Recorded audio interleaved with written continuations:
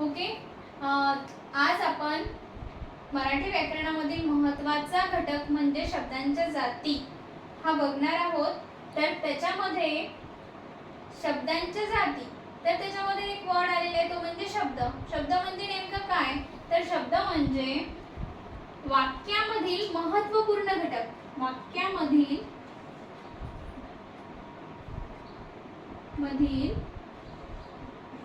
महत्त्वपूर्ण घटक। म्हणजे कुठलंही वाक्य तयार करायचं असेल तर अनेक शब्दांचा समूह लागतो, अनेक शब्द मिळून एक वाक्य तयार होते व अर्थपूर्ण वर्णांचा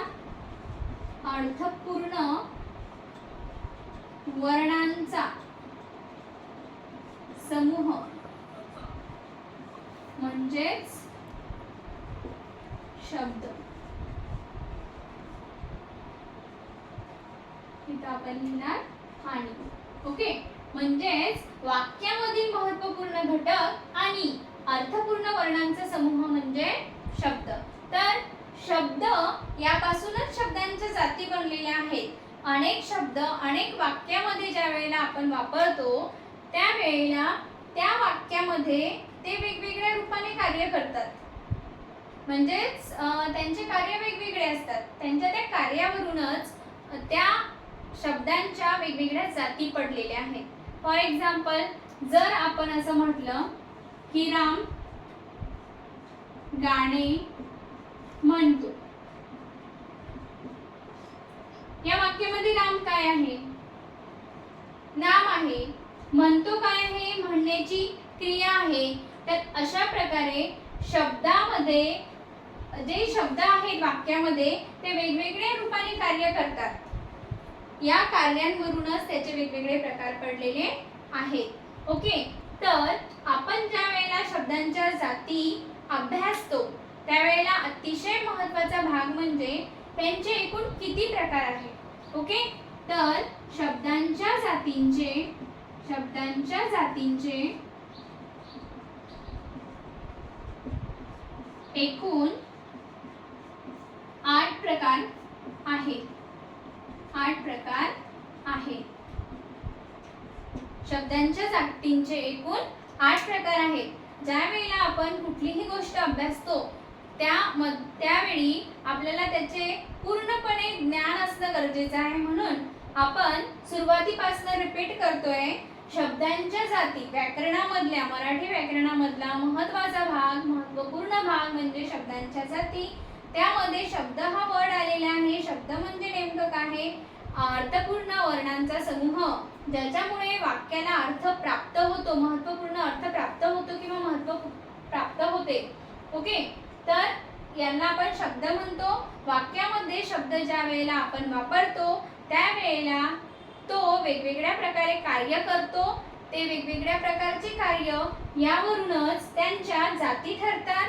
त्या जाती 8 प्रकारच्या आहेत। ओके, तर ह्या 8 प्रकारच्या जाती, पुढचा मुद्दा महत्त्वाचा आहे, ह्या ज्या 8 प्रकारच्या जाती आहेत यांना सुद्धा 2 प्रकारामध्ये विभागल्या गेलेलं आहे। शब्दांच्या जातींचे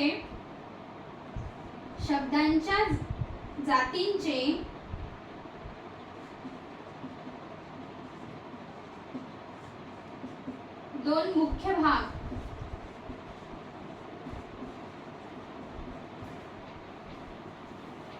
पहिला आहे विकारी शब्द,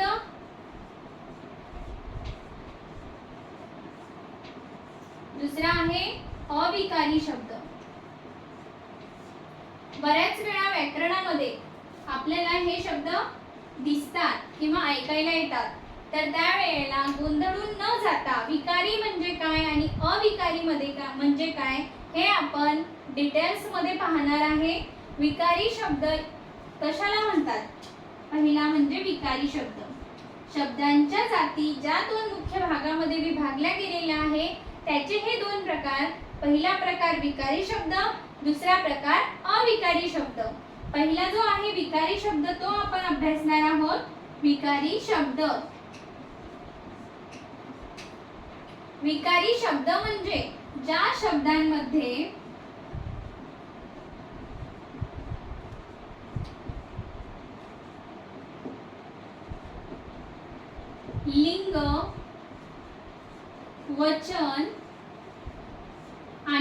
विभक्ती आणि विभक्ती नुसार बदल करता येतो, बदल करता येतो अशा शब्दांना विकारी शब्द असे म्हणतात. बघा लक्षात एवढंच ठेवायचंय, बदल करता येतो असे शब्द विकारी शब्द आणि बदल करता येत नाही असे शब्द अविकारी शब्द. ओके, तर अविकारीची व्याख्या याच्या विरुद्ध होईल, ते तुम्हाला लिहिता येईल. बघा फक्त ज्या वेळेला आपण अविकारीची लिहिणार त्यावेळेला ज्या शब्दामध्ये लिंग वचन आणि विभक्तीनुसार बदल करता येत नाही म्हणजे निगेटिव्ह वर्ड वापरायचा आहे त्यालाच आपण अविकारी शब्द असे म्हणतो.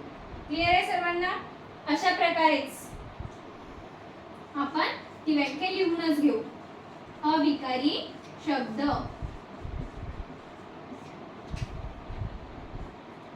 ज्या शब्दांमध्ये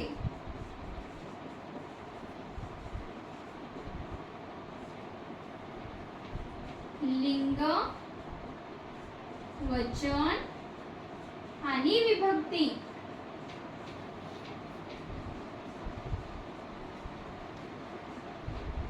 नुसार बदल होत नाही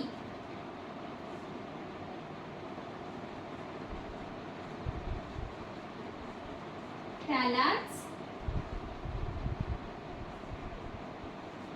अविकारी शब्द असे म्हणतात. अविकारी शब्द असे म्हणतात.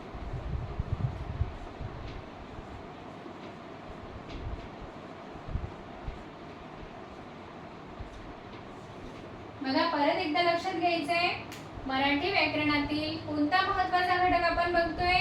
शब्दांच्या जाती. तर शब्दांच्या जातीमध्ये शब्द, शब्द हा काय आहे तर वाक्यातील महत्त्वपूर्ण घटक आणि त्याला आपण दुसऱ्या भाषेत असेही म्हणणार की अनेक अर्थपूर्ण वर्णांचा समूह म्हणजे शब्द.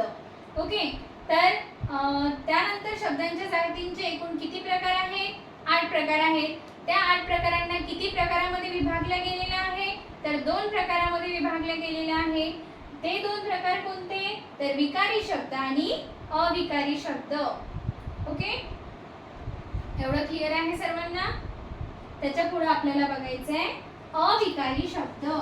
बघा साहजिकच आहे याचे एकूण 8 प्रकार आहेत. विकारी शब्द मध्ये 4 प्रकारच्या जाती आणि अविकारी मध्ये 4 प्रकारच्या, अशा एकूण 8 प्रकारच्या शब्दांच्या जाती आपल्याला पूर्णपणे अभ्यासायच्या आहेत. त्यानंतर आपण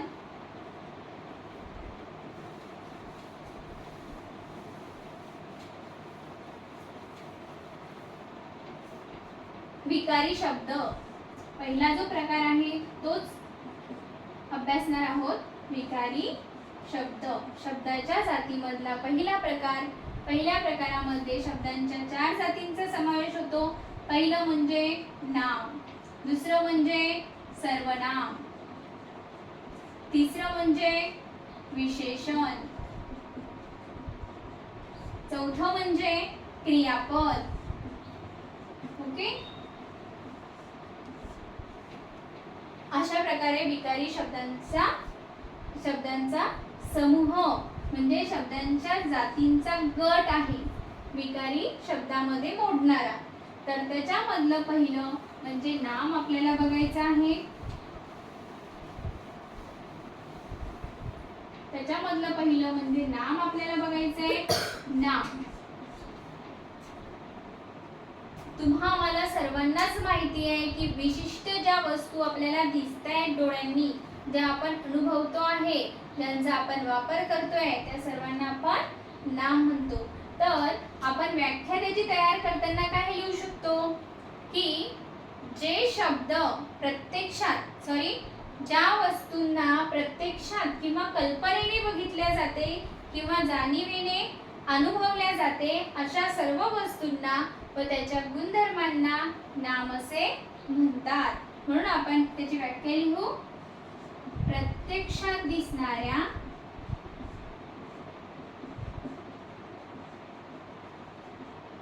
किंवा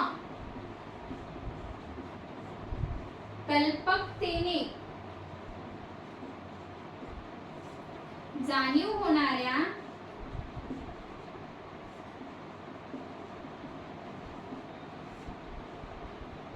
वस्तूंना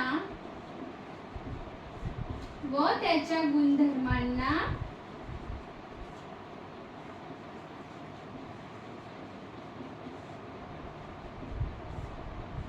नाम असे म्हणतात.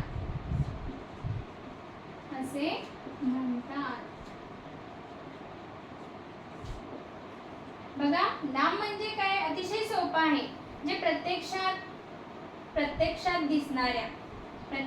आपल्याला दिसणाऱ्या किंवा कल्पकतेने जाणीव होणाऱ्या वस्तूंना व त्याच्या गुणधर्मांना नाम असे म्हणतात. तुम्हाला हे दिसत आहे, हा काय आहे?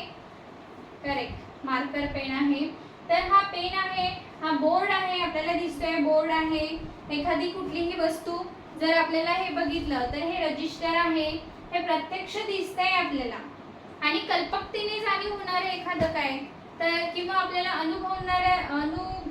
अनुभवल्या जाणारी वस्तू काय तर आनंद, दुःख, प्रेम हे आपले अनुभवले जाणारे गुणधर्म आहेत तर किंवा भावना आहेत तर त्यांना सुद्धा नाम असे म्हणतात. आता मी तुम्हाला काही एक्झाम्पल देणार आहे, त्याच्यावरून तुम्ही त्याच्यामधले नाम इझिली ओळखू शकणार. आपण नामाचे सुद्धा 5 उपप्रकार पडतात, ते सुद्धा डिटेल्स पाहणार आहे. त्याआधी आपण 2-3 एक्झाम्पल त्याचे घेऊ आणि त्या उपप्रकारांना सुरुवात करूया.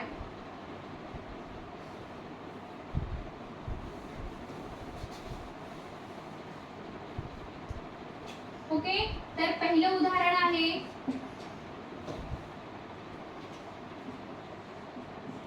शीतल खूप हुशार मुलगी आहे. टीचर. ओके, त्याच्यामधील नाम कोणतं? शीतल. ओके, शीतल. करेक्ट, शीतल. पण आता ज्या वेळेला आपण उपप्रकार बघणार आहे, आपल्याला नामाचे आपण उपप्रकार बघितले, त्यानंतर मुलगी सुद्धा हे नाम होतं. पण हे कुठलं नाम? उपप्रकारातील सामान्य नाम. मुलगा, मुलगी हे सामान्य नाम आणि शीतल हे विशेष नाम. पण आधी तुम्हाला नाम ओळखता येतं का? त्याच्यानंतर आपण उपप्रकार बघून त्याचे उपप्रकारानुसार तुम्ही नाम ओळखता का ते सुद्धा आपण बघूया. एवढं समजलं सर्वांना? Yes teacher. ओके, त्यानंतर एक एक्झाम्पल आपण आणखी घेतलं. त्याला खूप आनंद झाला.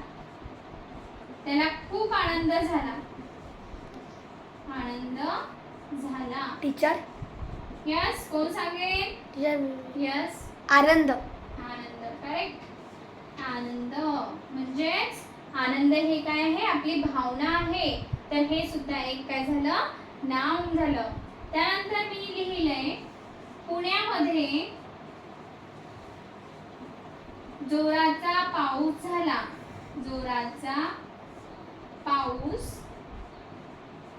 झाला. तर याच्यामधलं नाम कोणतं रे? टीचर मी सांगू? यस, पुण्यामध्ये. पूर्ण नाम होईल का? नो. मग टीचर पाऊस सुद्धा नाम होईल. ओके, पण ठिकाणाचं नाव कोणतं आलेलं आहे इथं? पुणा मीन्स पुणे हे काय होईल तर या ठिकाणी नाम होईल. तर अशा प्रकारे आता या ठिकाणी जोराचा वेगळ्या अर्थासाठी वापरलेला आहे किंवा याचं कार्य वेगळं आहे, म्हणून आपल्या ह्या शब्दांच्या वेगवेगळ्या जाती पडलेल्या आहेत. पण नेमकं नाम कोणतं तुम्हाला समजलं? Yes teacher. ओके, तर अशा ह्या ज्या कन्सेप्ट आहेत, ह्यांच्या संकल्पना आहेत, अतिशय सोप्या आहेत, पण आपल्याला त्या समजून घ्याव्या लागतात. त्यानंतर त्याची आपल्याला वेगवेगळे उदाहरणं घेऊन स्वतः सेल्फ स्टडी आपल्याला रिव्हिजन द्यावी लागते. त्यानंतर त्या परफेक्ट होतात. ठीक आहे, त्यानंतर आपण एकदा परत रिवाइज करूया. आपण मराठीमधला व्याकरणाचा प्रकार बघतोय, तो म्हणजे शब्दांच्या जाती. शब्दांच्या जाती ह्या दोन प्रकारामध्ये विभागल्या गेलेल्या आहे, विकारी शब्द आणि अविकारी शब्द. विकारी शब्दांचे 4 प्रकार पडतात, ते म्हणजे नाम, सर्वनाम, विशेषण आणि क्रियापद. त्याच्यामधलं नाम आपण बघतोय, फक्त आपण नाम बघतोय म्हणजे त्याच्या व्याख्येसह. त्यानंतर आपण सर्वनाम बघूया, विशेषण बघूया, क्रियापद बघूया आणि नंतर नामांचे उपप्रकार सहित पूर्ण नाम हे डिटेल्स मध्ये बघूया. ओके, तर नाम म्हणजे काय? प्रत्यक्षात दिसणाऱ्या किंवा कल्पकतेने जाणीव होणाऱ्या वस्तूंना किंवा त्यांच्या गुणधर्मांना आपण नाम असे म्हणतो. फॉर एक्झाम्पल आपण असे उदाहरण बघितले. तर याच्यानंतर आपण बघणार आहे सर्वनाम. आपण नामाचे उपप्रकार नंतर बघू, आधी आपण बघणार आहे दुसरा विकारी शब्द म्हणजे सर्वनाम. दुसरा विकारी शब्द म्हणजेच कोणता? सर्वनाम.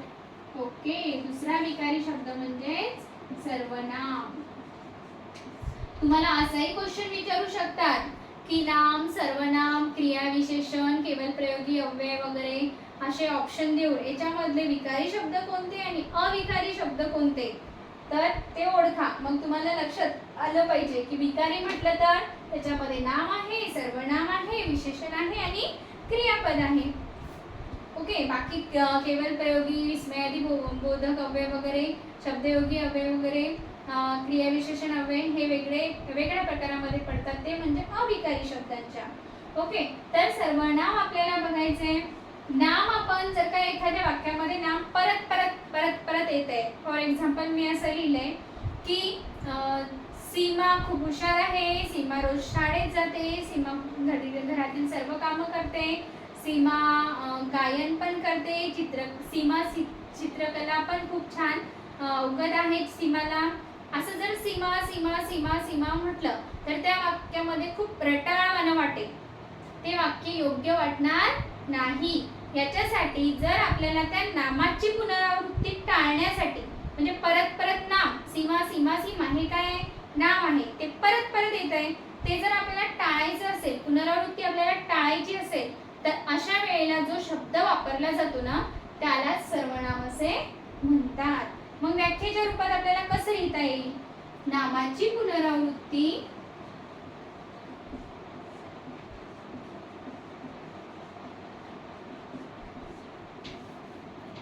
टाळण्यासाठी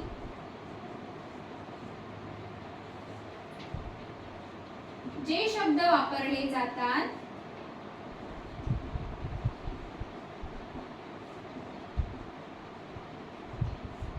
त्यांना सर्वनाम असे म्हणतात.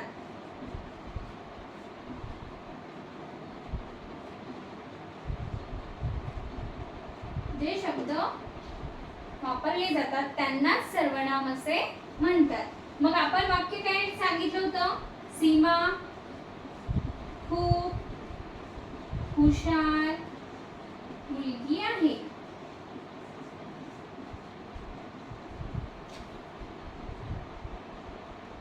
ती रोज शाळेत जाते.